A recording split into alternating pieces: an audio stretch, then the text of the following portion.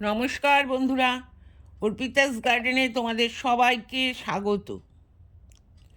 আজ আমি তোমাদের সাথে বাড়িতে ছোট বড় যে কোনো টবে খুব সহজেই আমরা কিভাবে বীজ থেকে ধনেপাতার চারা তৈরি করতে পারবো তা নিয়ে আলোচনা করব। দেখো, আমি এখানে গ্রো ব্যাগের সাথে সাথে এরকম ছোট বড় টবেও কিন্তু ধনেপাতার চারা তৈরি করেছি। ধনেপাতা গাছের শেকড় খুব বেশি বৃদ্ধি পায় না, সেই জন্য 4 ইঞ্চি বা 6 ইঞ্চি পাত্রই এই ধনেপাতার চারা তৈরির জন্য যথেষ্ট। প্রথমে এই গ্রো ব্যাগেই আমি ধনেপাতার বীজ বসিয়েছিলাম। এই ধনেপাতাগুলো কিন্তু খাওয়ার উপযুক্ত হয়ে গেছে। কিছুটা পাতা আমি এখান থেকে কেটে নিয়েছিলাম। দেখো, যেখান থেকে আমি পাতাগুলো কেটে নিয়েছিলাম সেখানে কিন্তু আবার নতুন করে পাতা তৈরি হয়েছে। একবারই কিন্তু এভাবে পাতা কেটে নেওয়া যাবে, দ্বিতীয়বার সম্পূর্ণ গাছটা আমাদের তুলে নিতে হবে। এবার বলবো কিভাবে অতি সহজেই এই রকম ধনেপাতার চারা তৈরি করা যায়। দেখো, আমি যে ধনে বীজগুলো তোমাদের দেখাচ্ছি এটা দেশি ধনে বীজ। এই বীজগুলো গোটা অবস্থায় থাকে। এগুলো এরকম অর্ধেক করে নিতে হবে। কোনো কিছুর উপর রেখে হালকা চাপ দিলেই কিন্তু এরকম অর্ধেক হয়ে যাবে বীজটা। এই বীজগুলো আমাদের একদিন ভিজিয়ে রাখতে হবে। একদিন ভিজিয়ে রাখার পর আমরা মাটিতে এই বীজ বসাবো। আমি এখানে যে বীজগুলো ভিজিয়ে রেখেছিলাম এগুলো কিন্তু নার্সারি থেকে কিনে আনা বীজ, এগুলো কিন্তু দেশি বীজ না। এই বীজগুলো 2 থেকে 3 ঘন্টা ভিজিয়ে রাখলেই হবে। দেখো, বীজগুলো আমি সাব ফাঙ্গিসাইডের জলে ভিজিয়ে রেখেছিলাম। এই ফাঙ্গিসাইডের জলে ভিজিয়ে রাখার ফলে কিন্তু সমস্ত বীজগুলোই জার্মিনেট হওয়ার সম্ভাবনা থাকে। খুব বেশি বীজ নষ্ট হবে না। এবার আসি কীরকম মাটিতে আমরা এই ভিজিয়ে রাখা ধনে বীজগুলো বসাবো। দেখো, ধনে বীজগুলো বসানোর জন্য আমাদের নিতে হবে 50% গার্ডেন সয়েল। দেখো, এখানে আমি নিয়েছি 50% গার্ডেন সয়েল। আর নিতে হবে 25% কম্পোস্ট সার। আমি এখানে ভার্মি কম্পোস্ট নিয়েছি, তোমরা এখানে গোবর সারও নিতে পারো।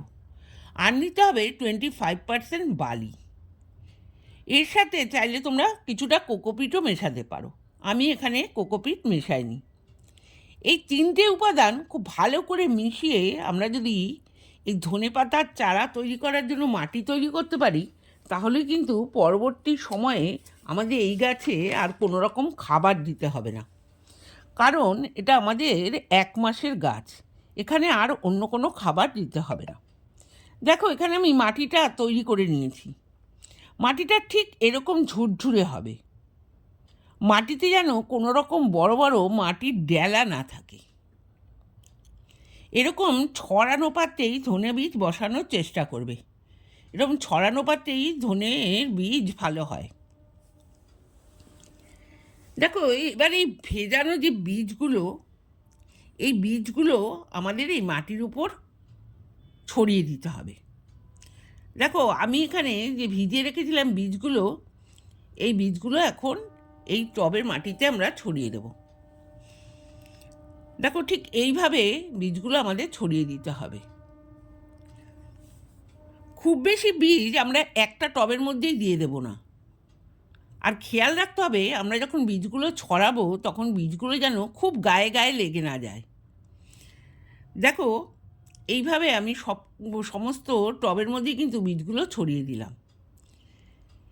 এইভাবে যদি দেখো যে কোনো বীজ খুব কাছাকাছি হয়ে গেছে বা ঘন ঘন হয়ে গেছে, এইভাবে হাত দিয়ে বা কোনো কিছুর সাহায্যে এইভাবে বীজগুলোকে একটু সরিয়ে দেবে। এইভাবে বীজগুলো ছড়িয়ে দেওয়ার পর আমরা এই বীজগুলোকে এখন ঢেকে দেব। দেখো, এখানে আমি কোকোপিট দিয়ে এই বীজগুলোকে ঢেকে দেব। একটা কোকোপিটের লেয়ার ওপরে দিয়ে দেব। দেখো, এখানে আমি এইভাবে একটা কোকোপিটের লেয়ার তৈরি করেছি যাতে বীজগুলোর ঢেকে যায়।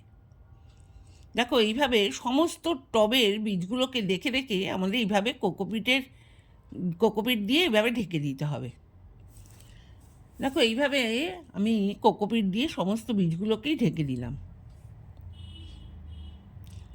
দেখো এইভাবে ঢেকে দেওয়ার পর আমাদের টবে কিন্তু জল দিতে হবে। দেখো আমি এখানে যে ফাঙ্গিসাইডটা ব্যবহার করেছিলাম জলটা, সেই জলটাই আমি এইখানে এখন দিয়ে দেব। দেখো এই জলটা কিন্তু আমাদের বেশি দিয়ে দেওয়া যাবে না, তাহলে কিন্তু বীজগুলো সরে যাবে। দেখো আমি এইভাবে বীজের উপরে জলগুলো দিয়ে দিচ্ছি, পুরো টবেই জলটা দেব। তোমরা এইভাবেও দিতে পারো, অথবা কোনো স্প্রে বোতলে ভরে সেটাও তোমরা দিতে পারো, কিন্তু খুব স্পিডে দেওয়া যাবে না।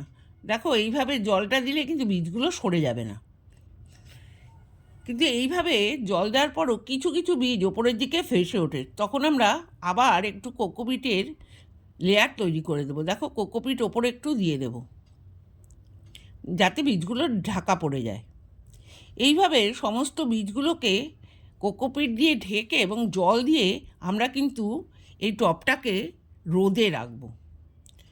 ঠিক 4 দিন পর দেখো আমার যে বীজগুলো, আমি যে ধনে বীজগুলো বসালাম, দেখো জার্মিনেট হতে শুরু করেছে। এইভাবে রোদে রাখলে আর এইভাবে এই পদ্ধতিতে যদি তোমরা করতে পারো, তাহলে কিন্তু খুব সহজেই এই ধনে বীজ কিন্তু জার্মিনেট করবে। দেখো এই ধনে পাতা গাছে কিন্তু আমাদের কোনো খাবার দিতে হবে না, কারণ আমরা মাটি তৈরি করার সময় যে কম্পোস্ট সারটা ব্যবহার করেছি তাতে কিন্তু এই গাছ সুন্দরভাবে বৃদ্ধি পাবে। কিন্তু আমাদের খেয়াল রাখতে হবে এই টবের মাটি যেন একদম শুকিয়ে না যায়, মাটি যেন ময়েস্ট থাকে। সেই জন্য আমাদের টব বুঝে কিন্তু গাছে নিয়মিত জল দিতে হবে, এই কাজটা আমাদের করতে হবে। এই পদ্ধতিতে তোমরাও কিন্তু তোমাদের বাড়িতে খুব সহজেই এই ধনেপাতার চারা তৈরি করতে পারো বা ধনেপাতার চাষ করতে পারো।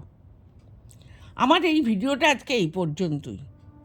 আমার ভিডিওটা তোমাদের যদি ভালো লাগে তাহলে অবশ্যই একটা লাইক এবং শেয়ার করো, কমেন্ট করো, অবশ্যই উত্তর দেব।